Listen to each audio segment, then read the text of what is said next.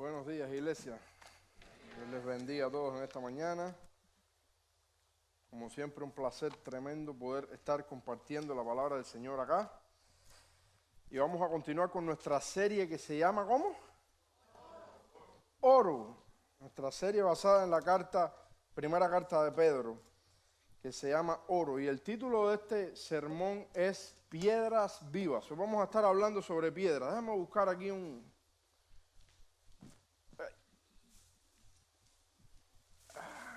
pequeño juguetito aquí que traje, porque a mí me gusta todo esto. Yo estoy seguro que ustedes están familiarizados con esto, ¿verdad? Esto es piezas de Lego o building blocks. Y me encanta esto porque desde chiquito jugaba con esto.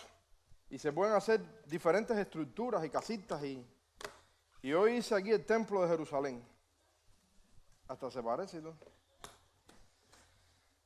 Hoy vamos a estar hablando sobre piedras. Hay piedras beneficiosas, deseadas, y hay piedras no tan beneficiosas que no deseamos.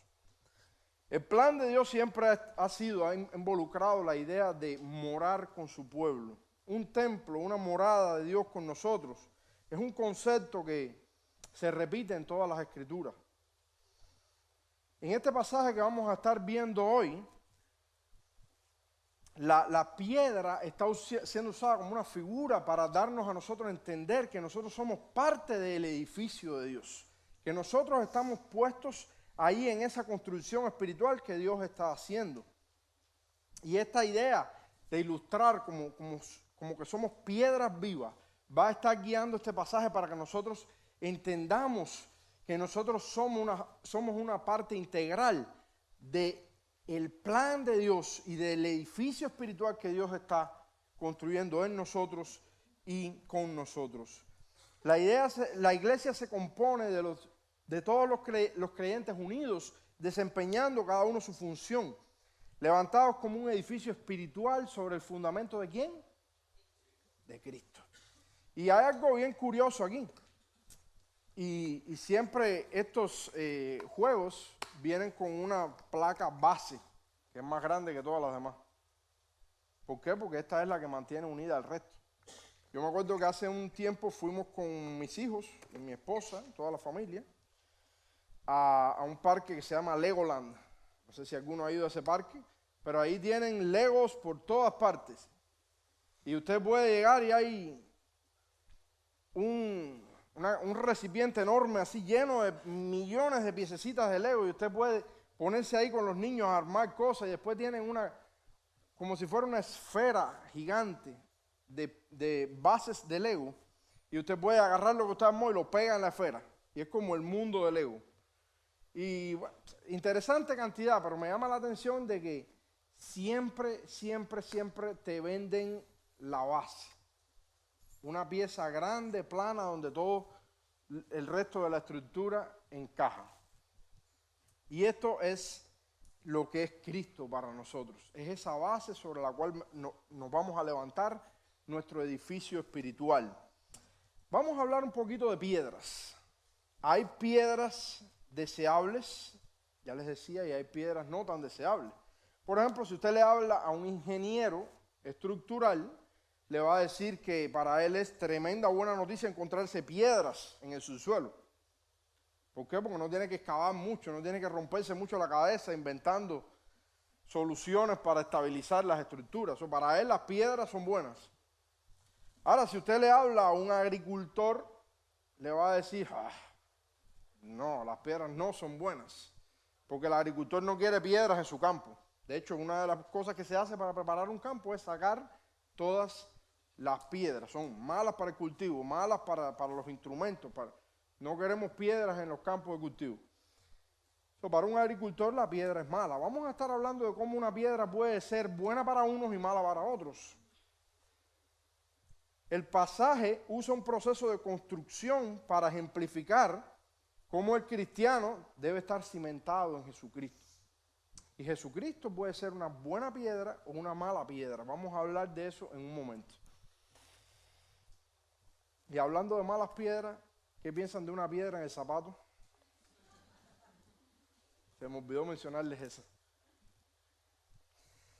Un templo de piedras vivas. Eso es lo que Dios está haciendo con nosotros. Un templo de piedras vivas. Dice este pasaje, acercándonos a Él, piedra viva. La idea de la cercanía con su pueblo siempre ha estado presente en el pensamiento de Dios. Si usted se remonta en la Biblia al comienzo, Dios estaba con el hombre en el huerto. Dios llamaba a hombres y andaba con ellos como anduvo con Abraham.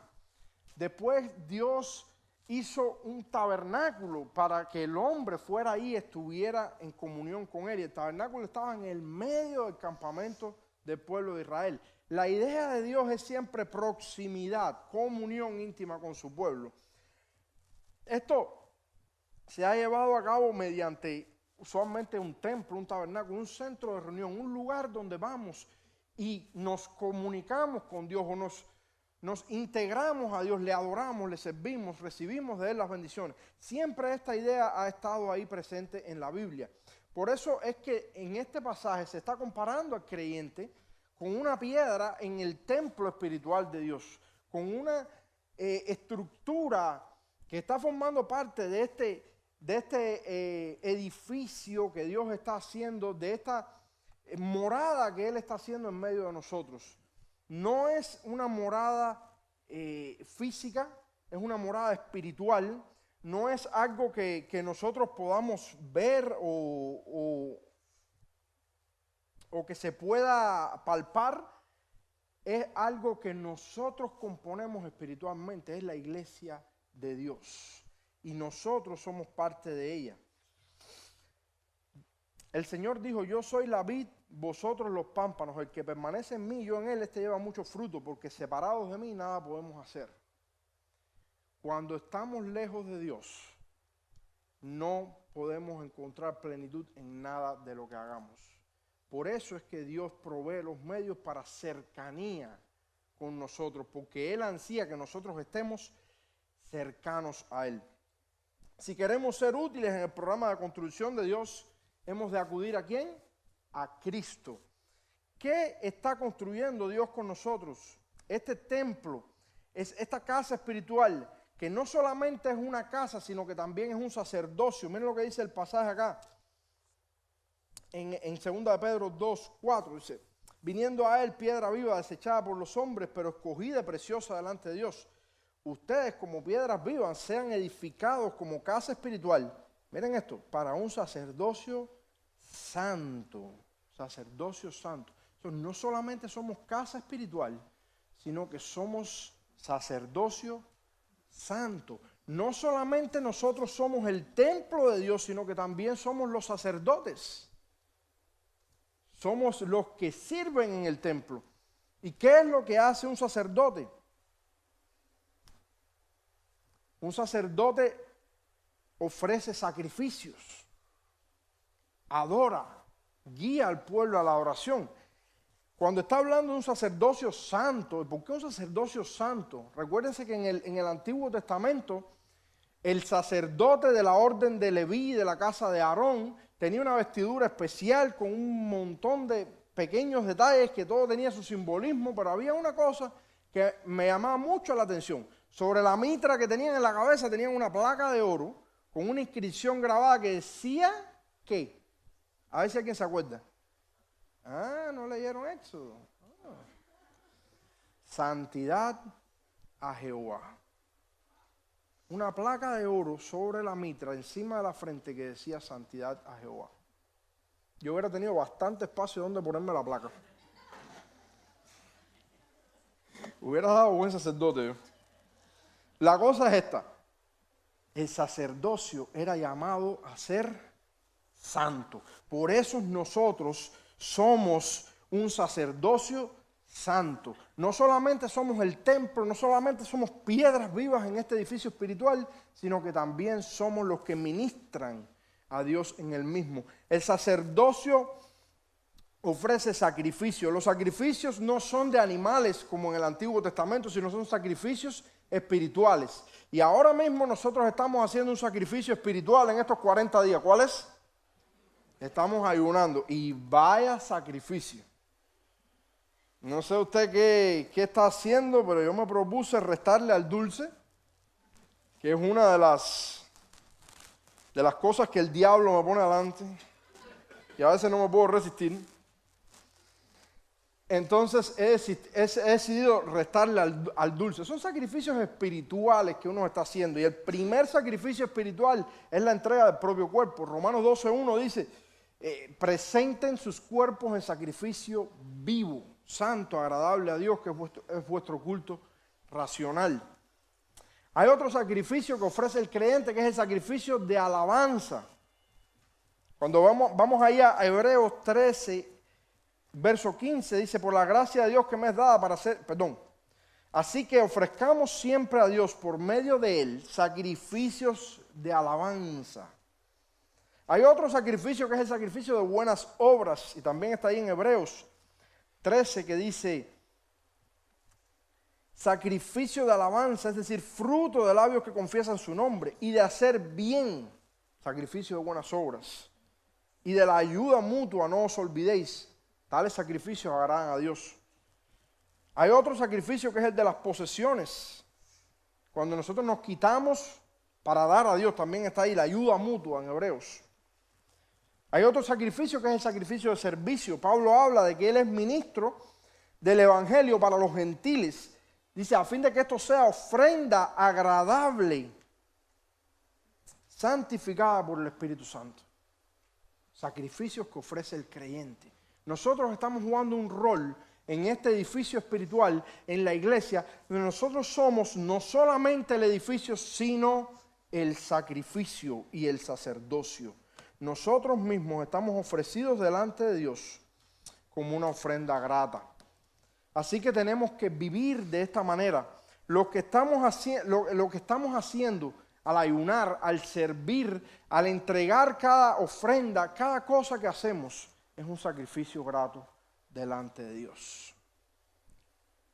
Somos un templo hecho de piedras vivas. Mi segundo punto es piedra de tropiezo. Y ahora vamos a hablar de Cristo. Cristo no solamente es el fundamento, sino que en este pasaje aparece presentado de una manera antagónica. Hay un dualismo aquí. ¿Qué cosa es un dualismo? Es dos principios antagónicos, opuestos, irreconciliables, que se manifiestan en la misma persona. Dos esencias, dos caracteres, dos cosas completamente diferentes que se manifiestan en la misma persona, o en el mismo evento, o la misma situación de la que se está hablando, o la misma idea. Cuando pensamos en Cristo de esta manera, nos vamos a dar cuenta de que Cristo está lleno de dualidades, Cada vez que, para empezar, su naturaleza es Dios y es hombre. La Biblia lo describe como el león de Judá y el cordero de Dios.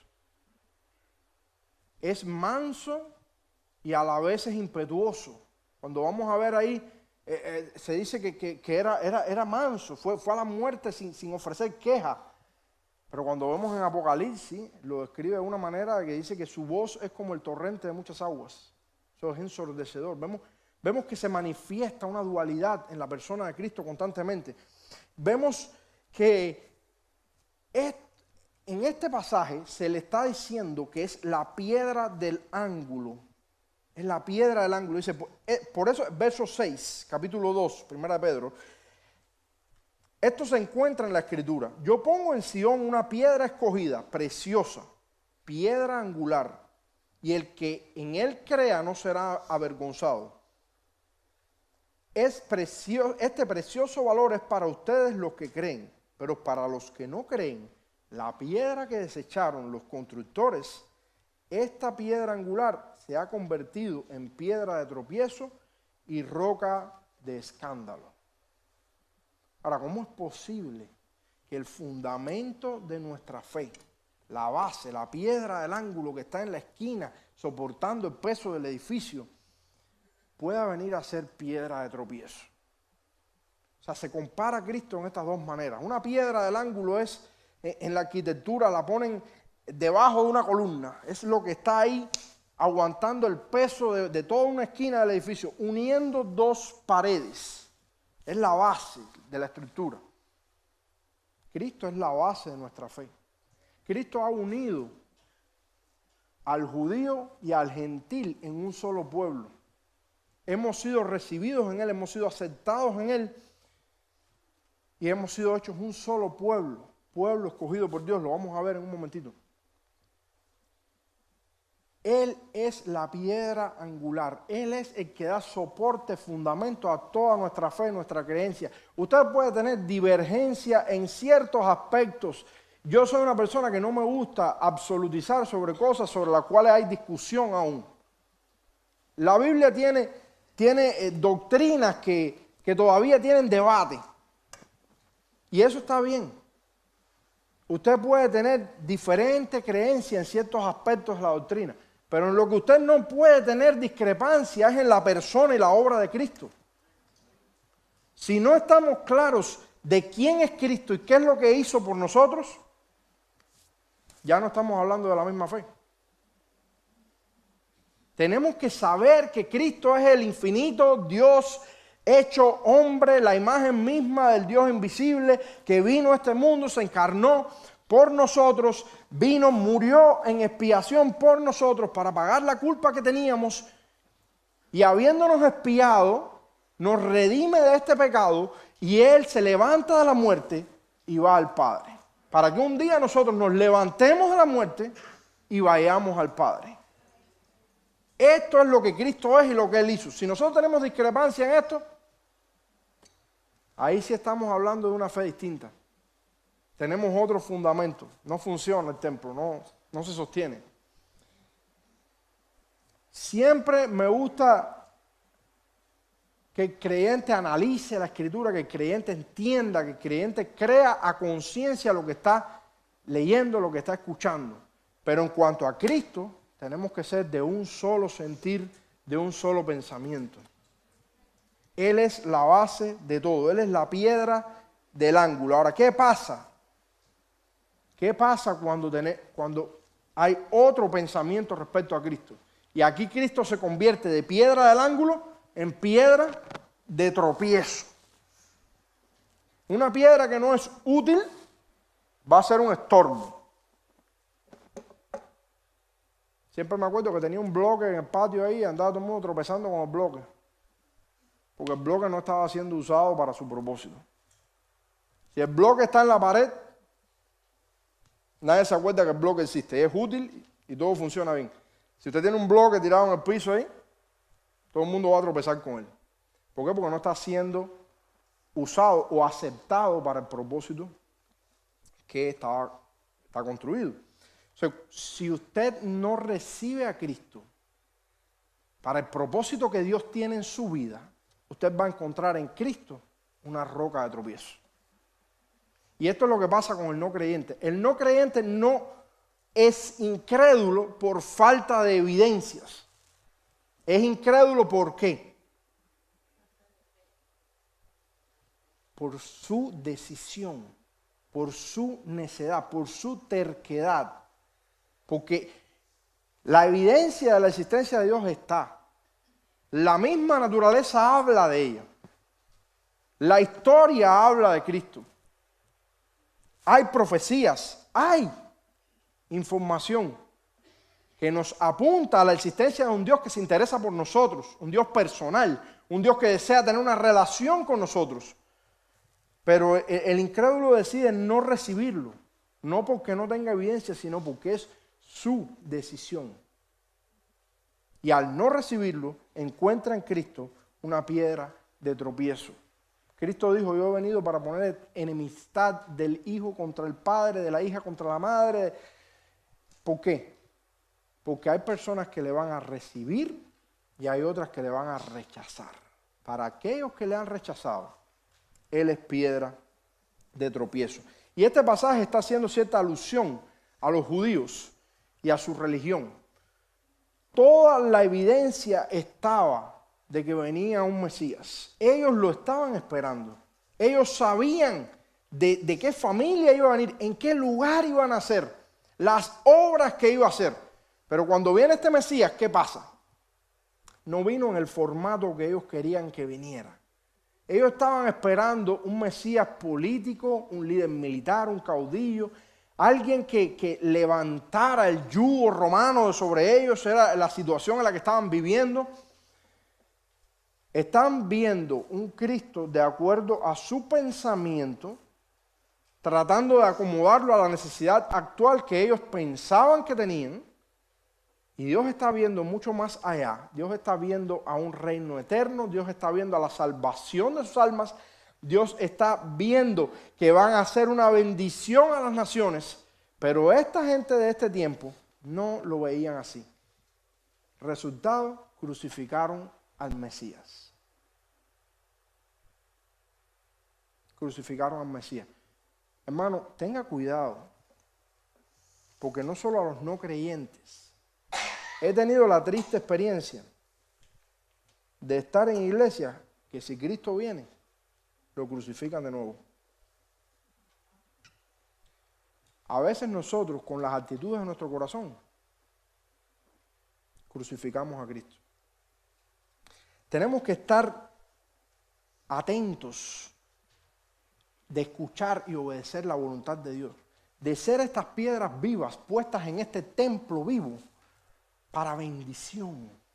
No encontrar en Dios piedra de tropiezo, sino ser añadidos a Él para que nosotros podamos tributar para su gloria.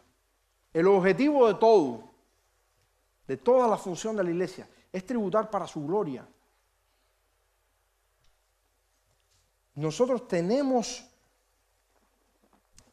que poner de nuestro corazón para buscar la voluntad de Dios.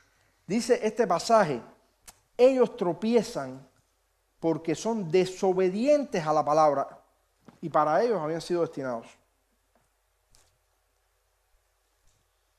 No queremos ser hallados desobedientes a la palabra, queremos ser hallados colaboradores de Dios, obedientes a su mandato, que Dios pueda contar con nosotros en cada paso, que la respuesta de nosotros para Dios sea un sí. Hemos recibido de Dios todo, tenemos bendiciones por todas partes. La vida no es fácil, nuestra fe será probada, estamos hablando en esta misma serie de sermones, sí. Pero tenemos la compañía de Dios, tenemos la victoria garantizada. Sabemos que no vivimos para el ahora, sino vivimos para la eternidad. Y en eso tenemos que pensar. Si usted se concentra solamente en pensar en el ahora, usted va a fracasar en la vida espiritual.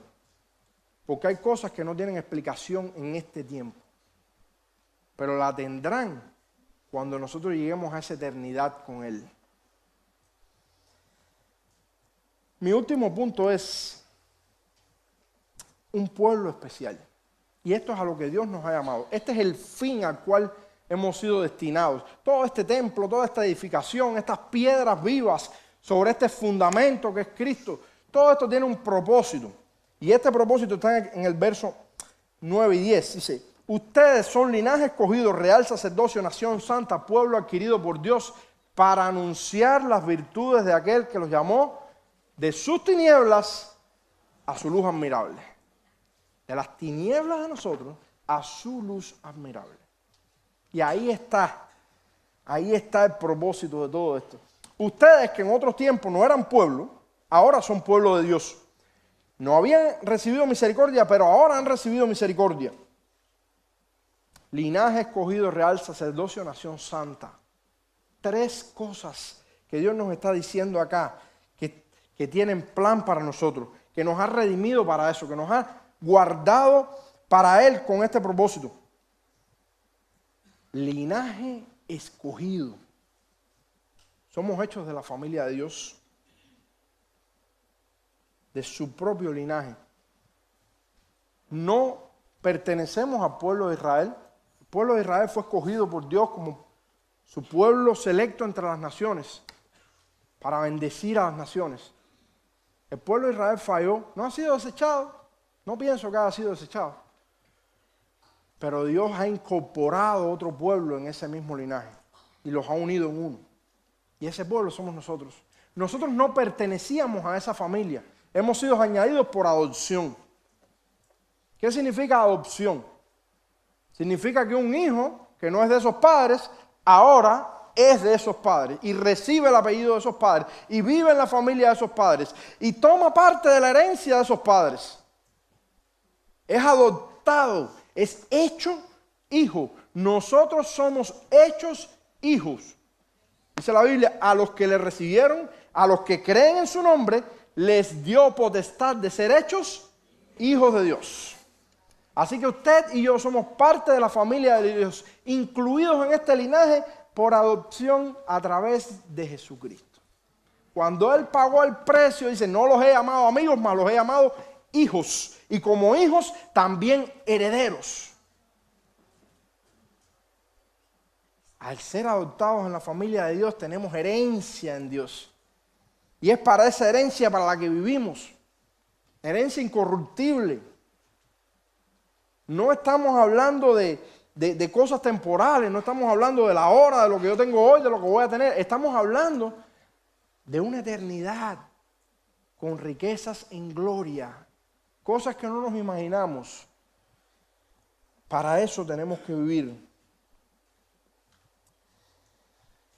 No habéis recibido espíritu de esclavitud, dice Romanos 8:15, para estar otra vez en temor, sino que habéis recibido espíritu de adopción, por el cual clamamos, Abba, Padre. Somos hijos de Dios, hemos sido adoptados en la familia de Dios. Dice la palabra en Éxodo 19:5-6.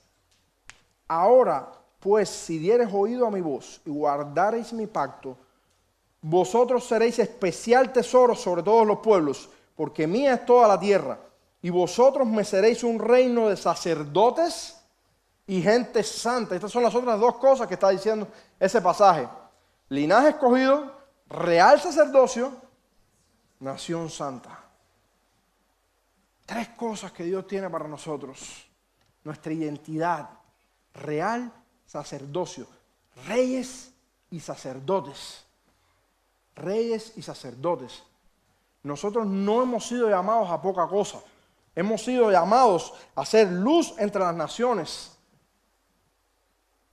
Somos reyes y sacerdotes. Repítase eso. Cada vez que usted piense que es poca cosa, repítase que usted es rey y sacerdote del Dios Altísimo. ¿Por qué? Porque lo heredamos de Él. Y Cristo es rey y sacerdote. Y nosotros hemos sido adoptados en Él. Así que somos reyes y sacerdotes. Leer esta carta de Pedro me ha hecho reflexionar sobre la recompensa eterna del cristiano. Muchas veces he tratado de encontrarle valor inmediato a la fe. Y yo creo que de alguna manera nos pasa a todos. Tratamos de ver lo práctico, lo inmediato. ¿Qué me resuelve ser cristiano? ¿Qué resultado tiene? Usted dice, bueno, me caso gratis en la iglesia, no me la cobran. Me cuidan los muchachos los domingos un par de horas. Sí, hay algunos beneficios, pero es difícil. Es difícil. Y si usted mira la vida cristiana enfocándose en las dificultades, usted no la va a entender. Cuando tratamos de predicarle el evangelio a alguien y tratamos de decirle, mira, te conviene ser cristiano y Dios te ama y Dios tiene cosas para ti. Por ejemplo, ustedes no se dan cuenta qué difícil es predicarle el evangelio a un millonario. ¿Es verdad o estoy equivocado? ¿Por qué? ¿Por qué es difícil predicarle el evangelio a un millonario? Porque ¿de qué necesidad le vamos a hablar que Dios vaya a suplir? Dios lo tiene todo. Es fácil predicarle el evangelio a una persona que está enfermo en un hospital, desamparado, una persona que la familia lo ha rechazado o que ha caído en una depresión. Relativamente más fácil predicarle el evangelio. Pero qué difícil es presentarle a Cristo a una persona que aparentemente lo tiene todo. Porque ¿cuál es la necesidad? ¿Qué viene Dios a resolver su vida?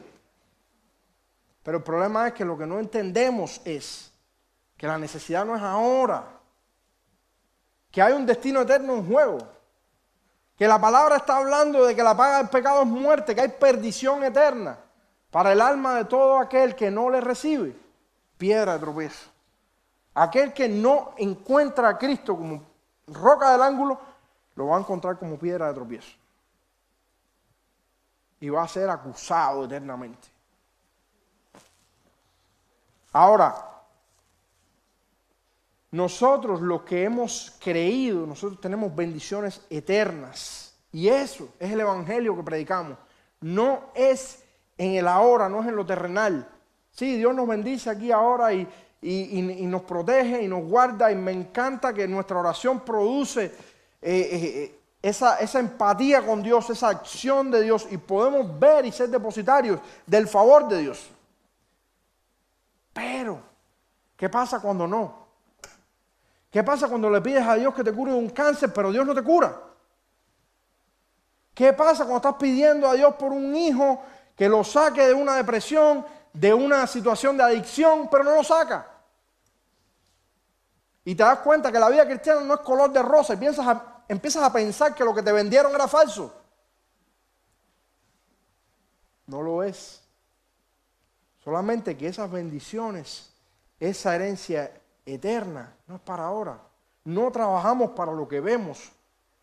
Trabajamos para el destino eterno de nuestras almas.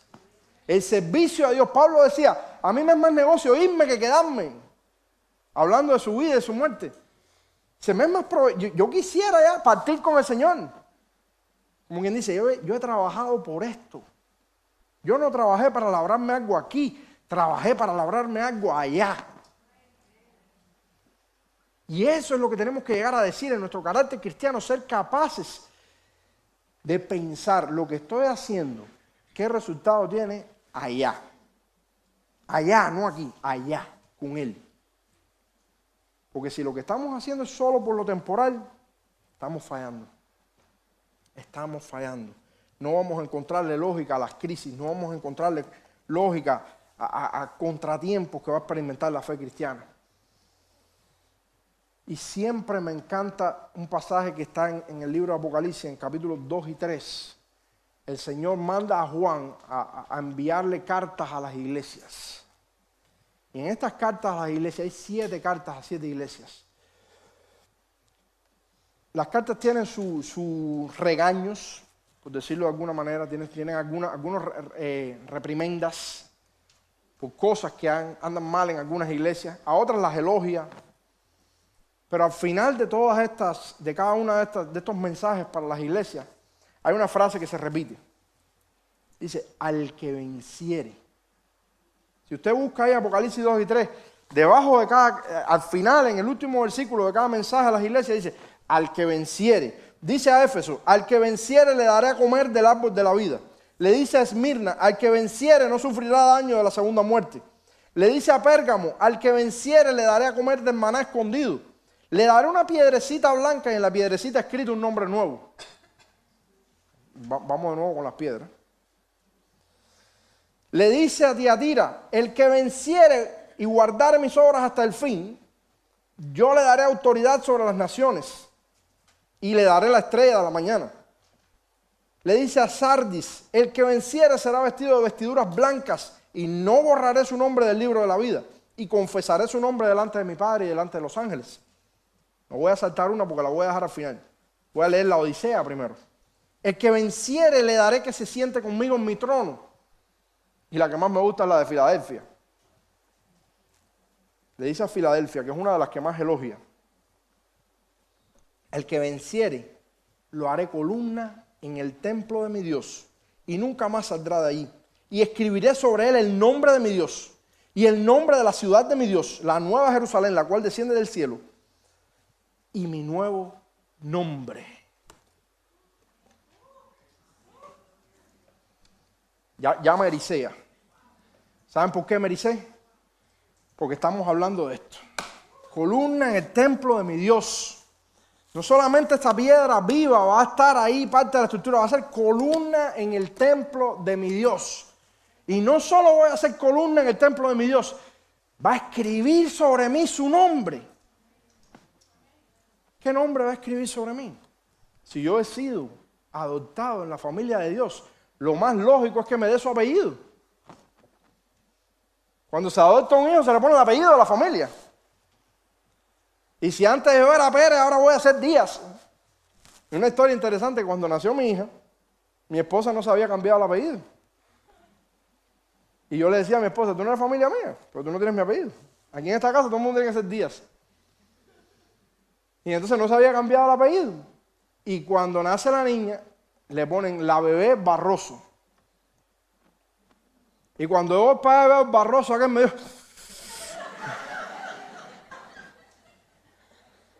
Yo dije, ¿quién le dijo a esta gente que esa chiquita es Barroso?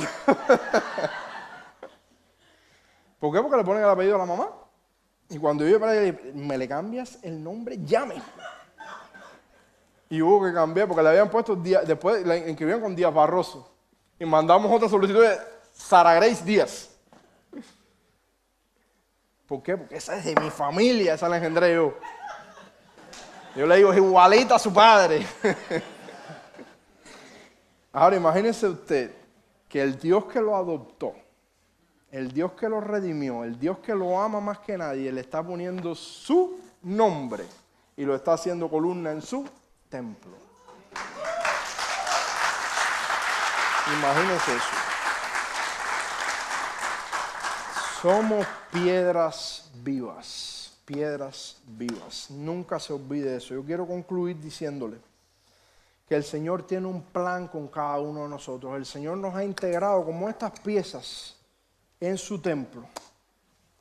Nos ha ido poniendo sobre su fundamento, nos ha ido acomodando cada uno de manera que nosotros cumplamos una misión.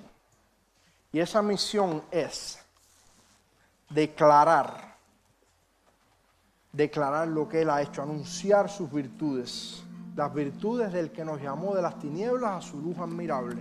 Nosotros estamos aquí para cumplir ese plan glorioso que Dios tiene, que podía haberlo hecho de cualquier otra manera, pero nos ha elegido a nosotros. Nos ha hecho formar parte de su familia, nos ha integrado en una casta santa de sacerdotes, en una nación selecta, para comunicarle al mundo su gloria y su mensaje de salvación. Nosotros existimos para glorificar su nombre, para expandir su reino. No deje que nada le desvíe de ese propósito. No permita que usted se diluya en ningún pensamiento de alcance temporal, hoy, ahora, el futuro inmediato. Piense en lo eterno. Cada cosa que hagamos, cada tiempo que usted invierte en el Señor, cada centavo que usted invierte en el Señor, cada esfuerzo que usted deposita en la obra del Señor, tiene una recompensa eterna. Acuérdese siempre, usted es columna en el templo de su Dios y su Dios ha escrito en usted su nombre. Que Dios les bendiga y que el Señor sea glorificado en la vida de cada uno de nosotros. Usen este tiempo de ayuno para fortalecer espiritualmente su vida y para poder estar a la altura de lo que Dios espera de nosotros. Que el Señor les bendiga mucho. Amén.